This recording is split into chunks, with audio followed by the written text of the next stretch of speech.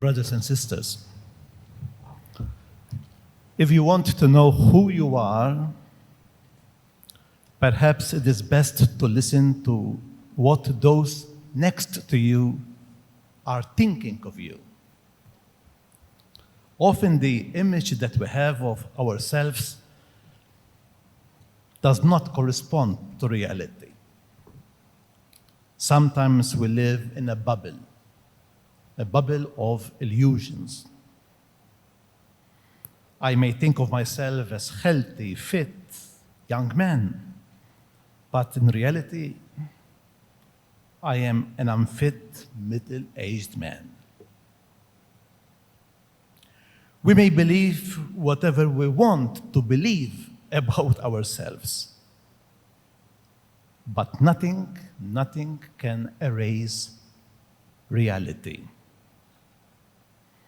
Thank God that there are others around us, and through their comments, they help us better to understand who we are. They help us to get out of this bubble of illusions. Yes, people around us help us understand who we really are. Something similar happens in today's gospel. Some family members of Jesus went looking for him because they heard that he had lost his mind. Now, the English translation of this word is not quite correct. If we look at the word in Greek, it does not really mean that Jesus was mad. It may have many other meanings. And as it often happens, what the other people think about us does actually reveal who we really are. When the people accused Jesus of being out of his mind, they are saying a lot of things about Jesus, most of which were true. If one breaks down the Greek word exstemi, it really means to go out, to quit a fixed position, to displace oneself, to move out in an inert, static position. We may say it may mean to cross to the other side. I believe that there is not a better word to describe Jesus. For as we believe and know, Jesus is the Son of God who really comes across, who really comes out of the Father and becomes man. As St. Paul famously puts it in his letter to the Philippians, Christ, being in his very nature God, made himself nothing by taking the very nature of a servant, being made in human likeness. And being found in appearance as a man, he humbled himself by becoming obedient to death, even death on the cross. It is therefore fair to say that the people who used this word, that he was out of his mind, were right. Because Jesus came out as God-man to save us. He crossed over from above to us. But the word exstemi has another meaning. It also means to be amazed, excited. In fact, whenever this word is used in the New Testament, apart from in the case of today's gospel, it is always used to indicate amazement, excitement. Usually, the word is used to indicate that the people were amazed when they listened to Jesus talking and teaching. Now, Jesus himself was amazed. His whole life shows a complete dedication to Christ, to his Father, to his mission. For I have come down from heaven not to do my will, but to do the will of him who sent me. Jesus was so amazed, excited by his calling, by his mission, that his life became a total dedication to this cause. This would eventually lead him to the cross, which, as St. Paul says, was considered as foolishness by the Gentiles. Indeed, Jesus was so dedicated to his mission that his choice to give up everything, even to die for his mission, seemed like folly to the people around him. But he didn't take this path because he was a fool, but because he was completely amazed by his calling, completely dedicated to his mission. In light of what I have just said, one must conclude that what the people said about Jesus was true. The word exstemi is really appropriate to describe Jesus. But I think that this gospel tells us something more.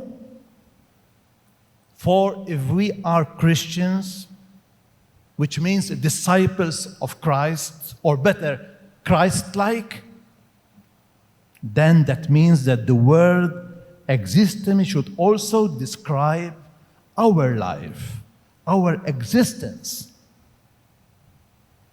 Indeed, if exstemi means displacing oneself, quitting a static position, moving out, crossing over, then our lives as Christians should be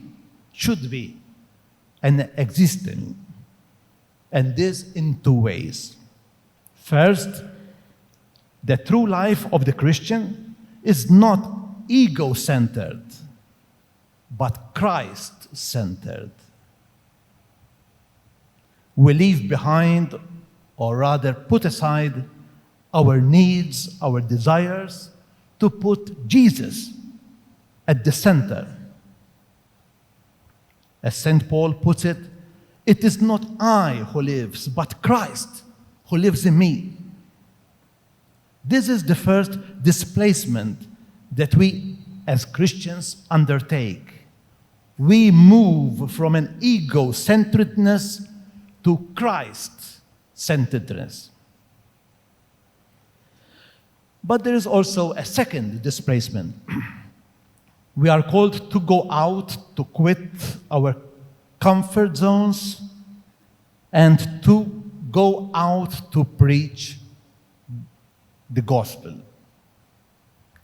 Just as Christ left the Father and came out into the world, we too are called to go out into the world.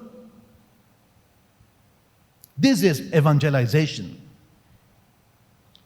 It is not a coincidence that today's gospel, speaking about the exstemi, immediately follows the episode where Jesus calls his disciples to go out. Indeed, there is no evangelization without going out, without crossing over, without salaya. But the second meaning of exstemi also applies to us. If someone were to ask, why are you Christians? Why do you follow Jesus?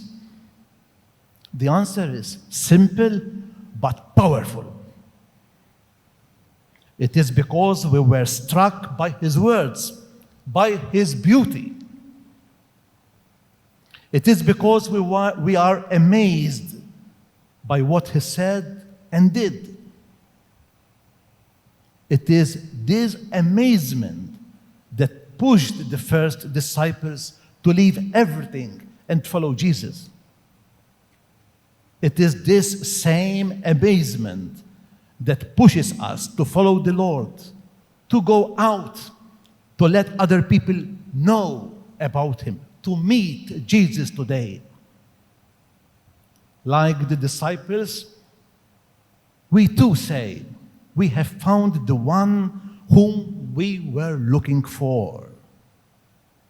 If this amazement, if this excitement is taken out of the equation, my brothers and sisters, Christianity becomes a dull, boring religion.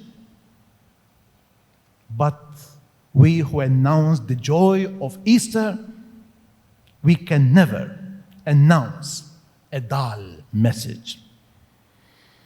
Of course, our choices as Christians are not always understood by the people around us. And sometimes they think that we are fools.